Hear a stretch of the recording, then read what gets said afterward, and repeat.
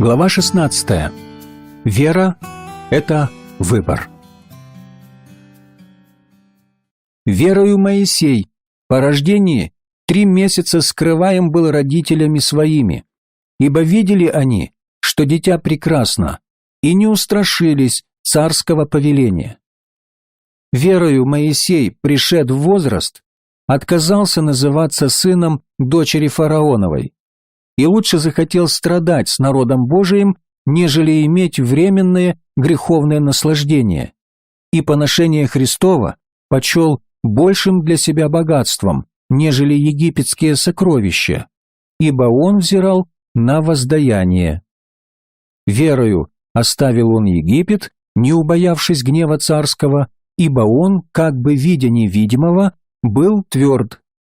Верою он совершил Пасху и пролитие крови, дабы истребитель первенцев не коснулся их. Верою перешли они Черное море, как по суше, на что, покусившись, египтяне потонули.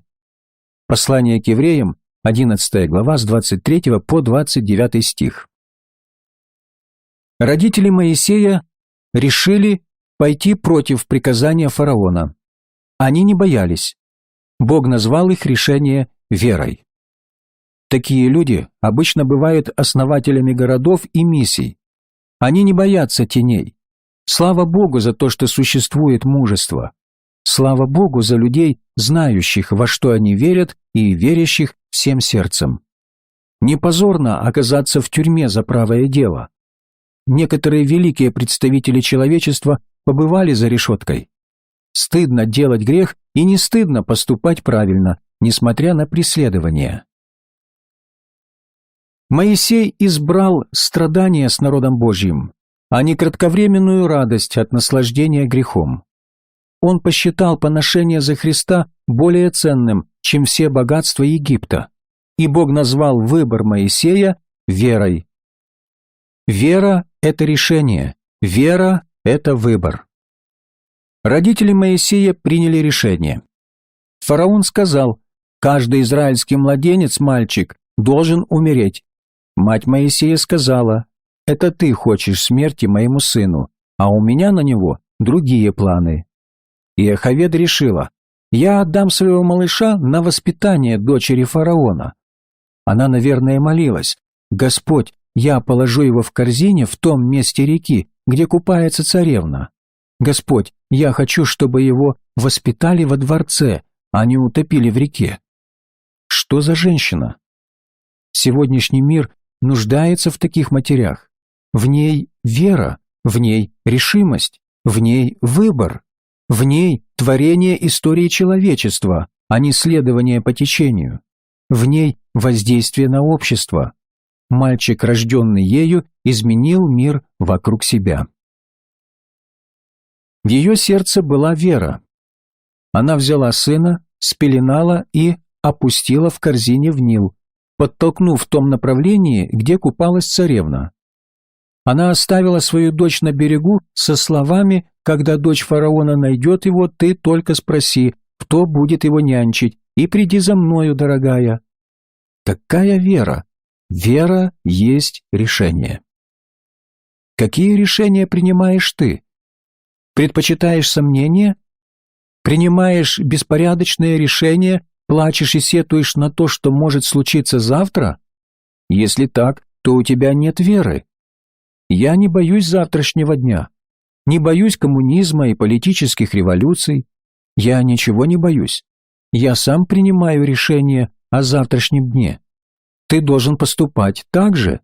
Это и есть вера, живая и динамичная, вера, преобразующая мир. Семья Моисея жила верой. Для них она была реальностью. Ты знаешь эту историю. Дочь фараона действительно нашла мальчика. Сестра его, подбежав к ней, сказала: «Если хочешь, я помогу тебе найти кормилицу этому ребенку». Царевна ответила: «Конечно, ведь это такой прекрасный ребенок». Девочка привела свою мать. Эта женщина позаботится о мальчике за небольшую сумму денег. Только вдумайтесь, получать плату за воспитание собственного ребенка. Такое решение годится и для тебя. Но самое важное решение принял сам Моисей.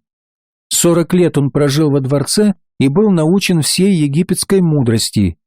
Египет был в то время самой процветающей страной мира, переживал свой золотой век.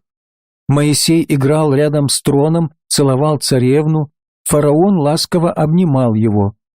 Поэтому дьявол пришел в бешенство, услыхав слова Иохавед «да будет так» и увидев, как ее вера привела их в действие. Вера сработала так же, как срабатывает и сегодня.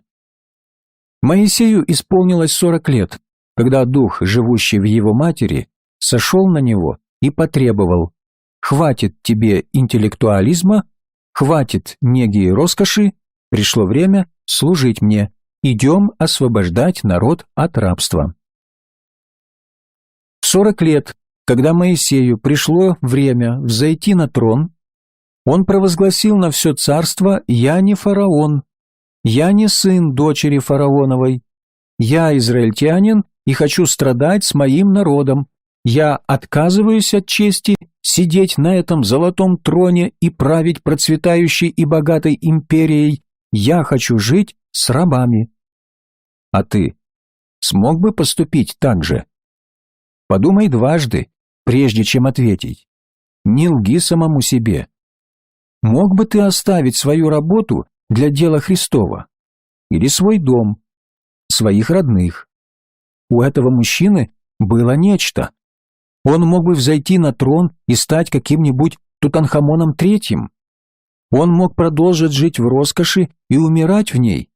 Но он не сделал этого и потому стал бессмертным. Библия утверждает, что он сделал это через веру, о которой мы говорим, а не через что-либо другое. Раз Бог сказал, что им руководила вера, значит, вера есть решение. Моисей заявил: «Я отказываюсь называться внуком фараона. Я избираю жизнь с моим народом, несмотря на то, что это рабская жизнь». Он снял царскую мантию и оделся в лохмотья, достойные раба.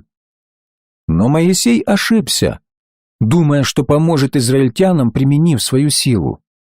Он думал, что ему пригодится египетская мудрость и знание военного дела.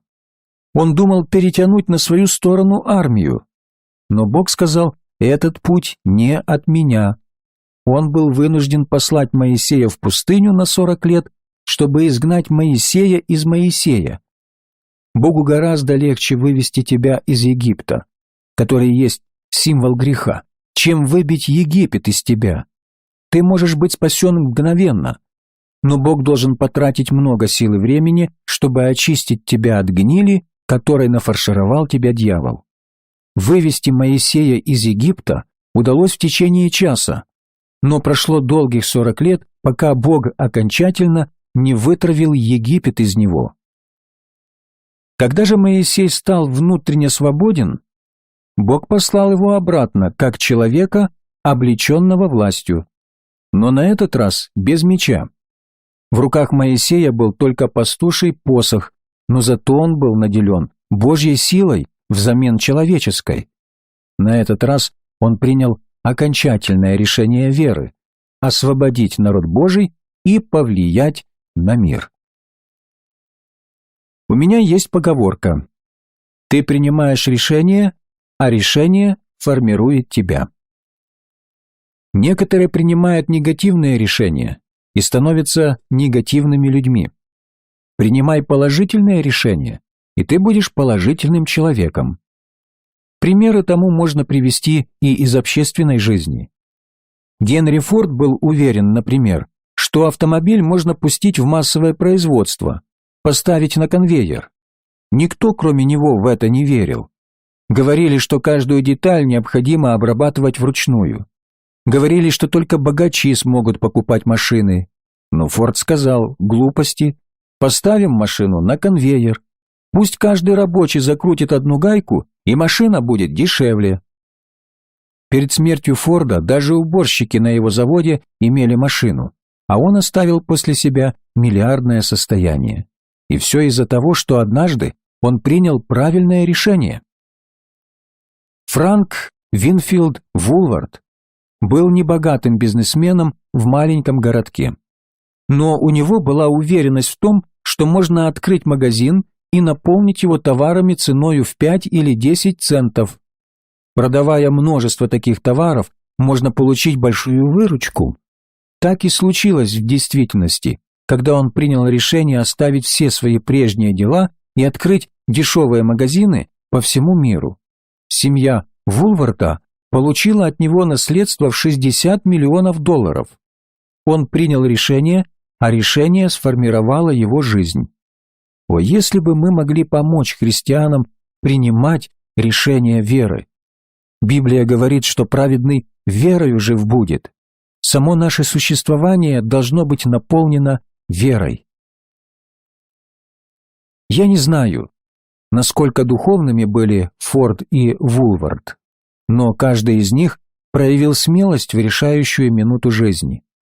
Они сделали правильный выбор, и их счастливые замыслы стали реальностью. Если ты усвоишь это, то не останешься прежним человеком. Большинство из нас имеют хорошие задатки и возможность применить их в жизни. Если мы говорим им «нет», то они пропадают впустую. Если принимаем вызов, можем преобразить весь мир. Посмотри, какое великое дело совершил Моисей. Он вывел из Египта 2 миллиона человек и привел их к горе Синай, к Богу.